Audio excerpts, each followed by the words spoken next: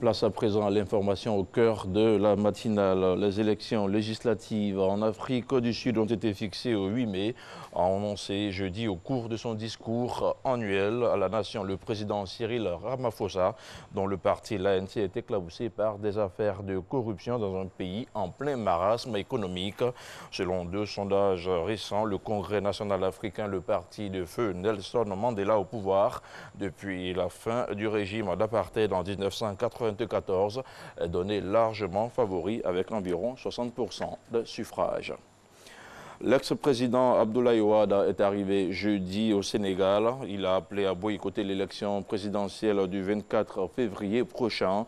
L'ancien chef de l'État qui réside en France est arrivé dans l'après-midi à bord d'un jet privé après 2 ans d'absence. Dans une vidéo diffusée mardi, il a appelé la population à s'opposer à la tenue d'une élection entièrement fabriquée. Abdoulaye Wade a également dénoncé l'invalidation des candidatures de 2 principaux rivaux potentiels de Macky Sall, son fils Karim et le maire déchu de Dakar, Khalifa Sall. Tous deux font l'objet de condamnations judiciaires. La justice béninoise a condamné jeudi à 10 ans de prison ferme les principaux responsables de l'affaire ICC Service. Baptisée l'affaire Madoff béninoise, c'est le plus gros scandale financier de ce pays d'Afrique de l'Ouest qui a touché plus de 150 000 personnes. Quelques 150 000 épargnants avaient été spoliés par 204 structures de placement entre 2006 et 2010. Le préjudice est estimé à plus de 150 milliards de francs CFA selon le Fonds monétaire international.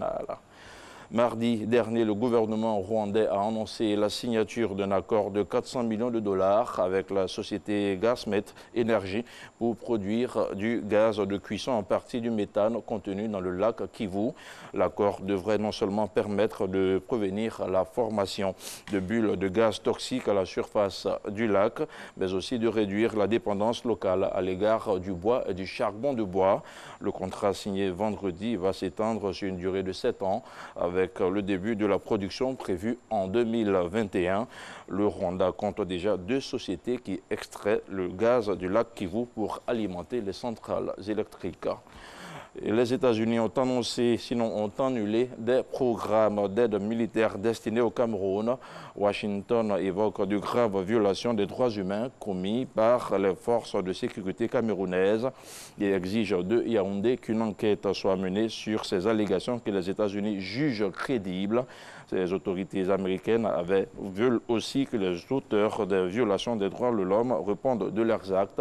Les autorités camerounaises, de leur côté, n'ont pas encore réagi publiquement à la décision de leurs homologues américains.